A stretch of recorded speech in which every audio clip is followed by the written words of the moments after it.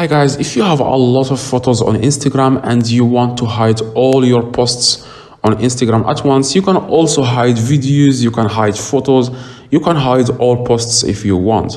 Now the first thing guys you need to do, of course, is to open your Instagram account. Of course, since you can see here guys, I only have one photo, but if you have like 1000 photos, you can do the same steps and you will be able to hide all your photos or posts on Instagram at once in just one click. Now the first thing guys you need to do is to click three little lines in the top right.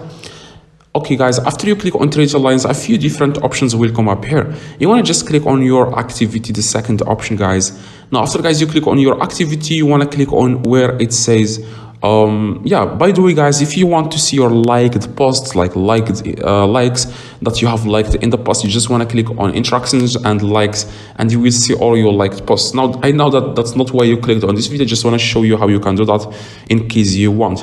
Now you want to just click on photos and videos, the second option. Okay, now after that guys, you can select which posts you want to hide. If you want to hide videos like reels, posts, now you clicked on this video because you want to hide all posts. You want to click on posts in the top and you will see the list or photos and videos that you have here.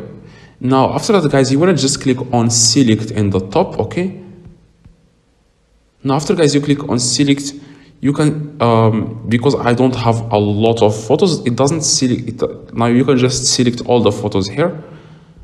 I selected this one. If you have a lot, you can just select it like that. Okay, and then at the very bottom left you can see here something called archive.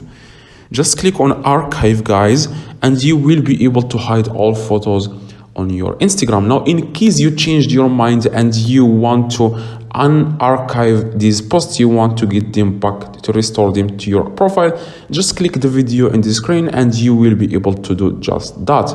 This is very quick and simple guys. All you have to do is drop a like on this video.